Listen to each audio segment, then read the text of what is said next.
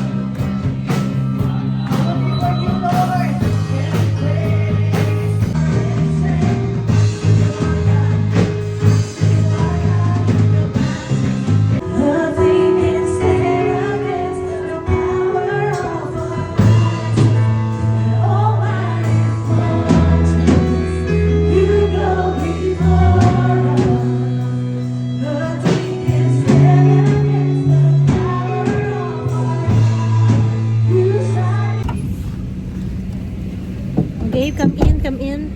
Hi. Hi.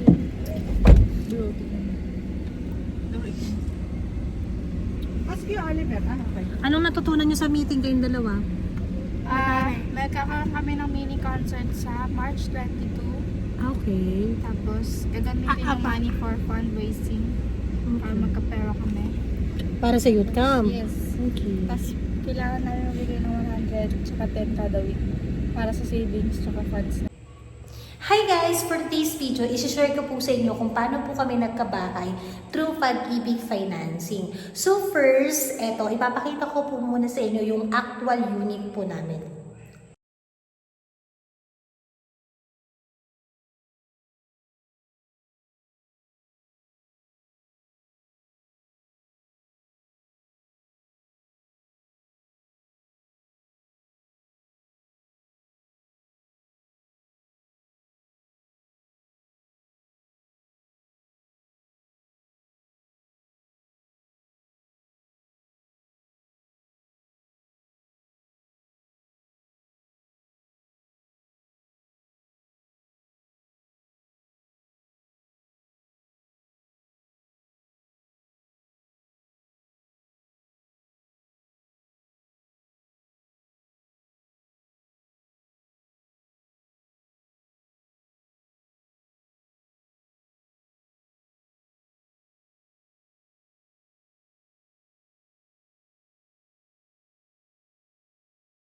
So, ayun na nga guys, share ko sa inyo kung paano kami nagkaroon ng bahay through Pag-ibig Financing.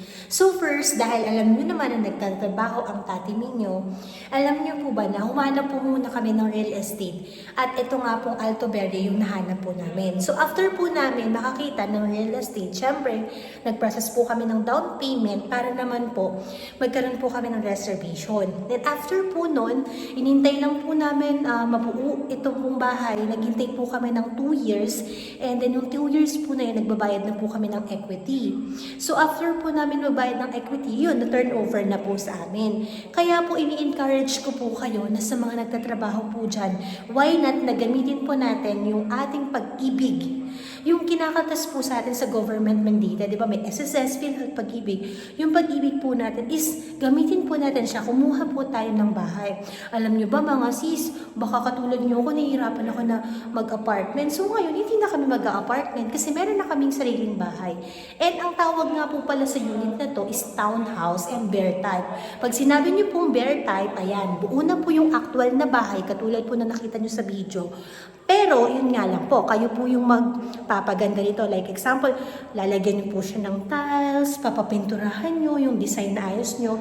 Pero, worth it naman kasi nga, pinapaganda mo yung sarili mong bahay. Unlike pag-apartment, kahit pagandahin mo siya, hindi po siya magiging sa inyo.